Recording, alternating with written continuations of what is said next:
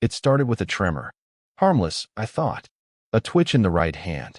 Then names began slipping. Neighbors, old colleagues, once familiar street names. I didn't panic. At 76, forgetting is part of the ride. But the doctor wasn't as casual. Mild cognitive impairment, he said. Could be early onset. Could stay mild for years. My daughter, Lena, was sitting next to me.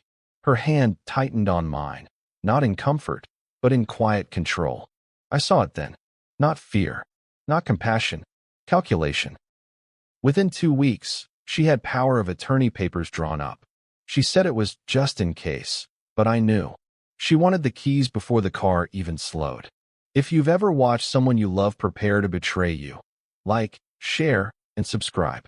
Because this story is about memory, and how the most dangerous thing a parent can forget is who their child has become. Lena was always sharp. Too sharp. She never asked how I was feeling, just how much I had saved. She began helping with small things. Bill payments, prescription pickups, trips to the bank. Then the small things became everything. The accountant called me 2 months later. Did you mean to cash out this much stock? I hadn't. I said nothing. Not to him. Not to Lena. Instead, I nodded along to her gentle gaslighting. You're getting foggy, Dad, she'd say. Let me handle things. You just rest. So I let her. I let her think I was getting worse. I let her manage the accounts, sell the car, even speak on my behalf. Because while she was draining my money, I was building my evidence. The test came on a Monday. Lena insisted I go back to the neurologist, claiming I'd been wandering, forgetting faces, even misplacing knives. She told the doctor I'd called her by her mother's name. Never mind that her mother's been gone 15 years and I haven't slipped once. They led me into a bright room, clipboard questions and memory games at the ready. Lena waited outside, smug with concern. The neurologist smiled. Mr. Elliott, let's begin with 3 words. Apple, table, penny. I repeated them back. Then I forgot them, on purpose. Some men grow bitter when their children steal from them. I grew strategic. Because pretending to be weak gave me access to a kind of truth I never could have earned with strength. I bombed the next sequence. Fumbled a basic math problem. Asked what day it was when I damn well knew. The neurologist scribbled, expression softening. I saw it click. He's slipping. Perfect. Because what Lena didn't know was that I'd already hired a private financial investigator. Quiet. Former fraud analyst. Paid in cash from a safe deposit box she didn't know existed. He was building a timeline. Every withdrawal, every forged check, every unnecessary gift sent to herself under the guise of caretaking. She was moving fast. Transferred $75,000 from my brokerage in just 4 months. Claimed I wanted to help her remodel. Bought a new car. Set up an LLC she titled Legacy Forward, LLC, with my money. By the time the doctor gave Lena the results, mild cognitive decline, worsening pattern, she was already making calls. She tried to sell the condo next, but it wasn't in my name anymore. I'd moved it 2 weeks earlier into a trust she couldn't touch.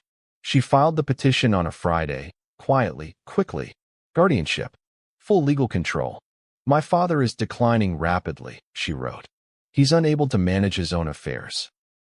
She even included statements from friends I hadn't seen in years, coaxed into concern by a narrative she controlled like a stage director.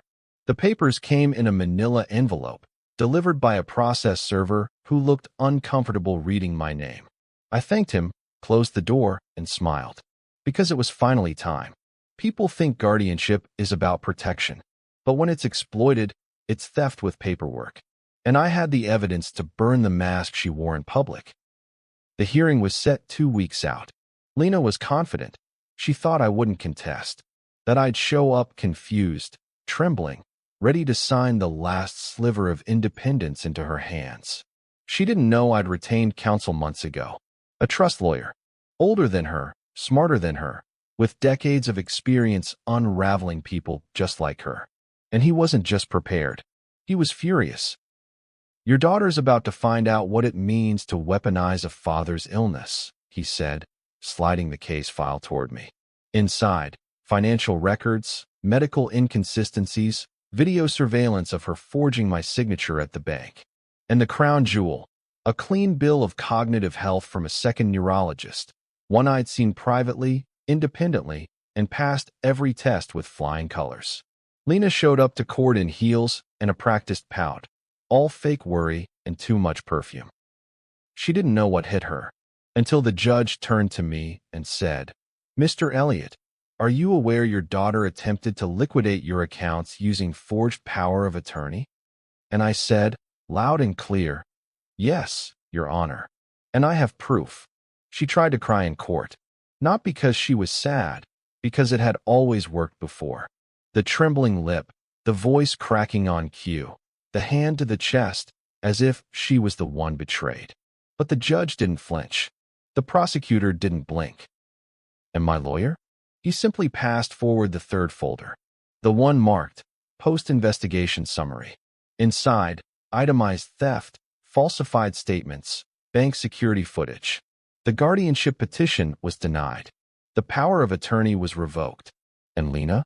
She was ordered to pay restitution, $127,000 in total, and was referred for potential criminal charges. But I wasn't done.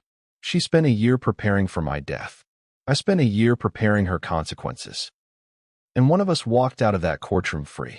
The next week, I met with Harold, my estate planner. We restructured everything.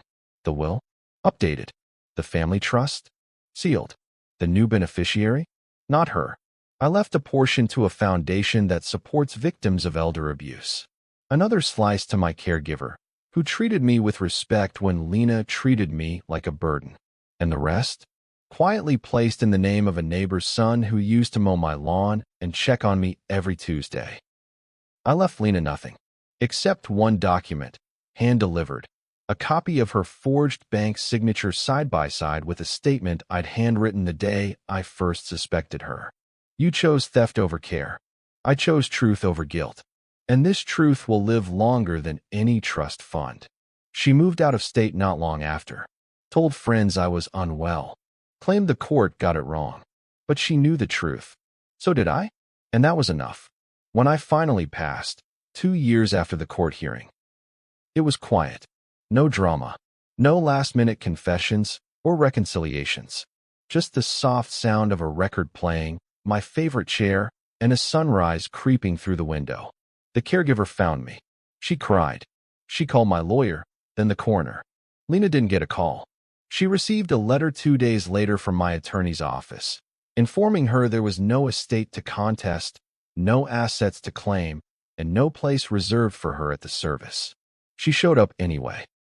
Dressed in black, sitting 2 rows back with sunglasses she didn't need. She stayed just long enough to hear the obituary read aloud by the minister. He is survived by a life of independence, a legacy of integrity, and by those who stood by him, not those who tried to take from him. Her name wasn't spoken, not once, because erasure isn't always cruel. Sometimes it's justice. She tried to bury me while I was still alive. I just beat her to the grave with the truth. My obituary ran in the local paper for 3 days.